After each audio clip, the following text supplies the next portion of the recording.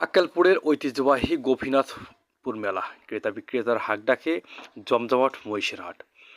জয়পুরহাট জেলার আক্কেলপুর উপজেলার ঐতিহ্যবাহী গোপীনাথপুর মেলায় অন্যান্য বছরের মতো এবারও বসেছে বিশাল পশুর হাট। দোল পূর্ণিমা উপলক্ষে আয়োজিত ৫ শতাধিক বছরের পুরনো এই মেলার অন্যতম প্রধান আকর্ষণ মহিষের হাট।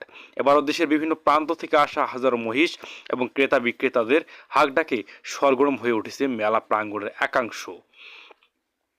সরেজমিনে মেলা প্রাঙ্গণে গিয়ে দেখা যায় বিশাল এলাকা জুড়ে সারি সারি মহিষ বেঁধে রাখা হয়েছে। দেশের বিভিন্ন জেলা বিশেষ করে রাজশাহী, চাঁপাইনবাবগঞ্জ, নাটোর, সিরাজগঞ্জ, কুষ্টিয়া ও বৃহত্তর বগুড়া অঞ্চল থেকে খামারি ও ব্যাপারীরা শত শত দেশীয় ও উন্নত জাতের মহিষ নিয়ে এসেছেন। কৃষিকাজ, গাড়ি টানা এবং মাংসের চাহিদার কারণে হাটে মহিষের ব্যাপক চাহিদা লক্ষ্য করা গেছে।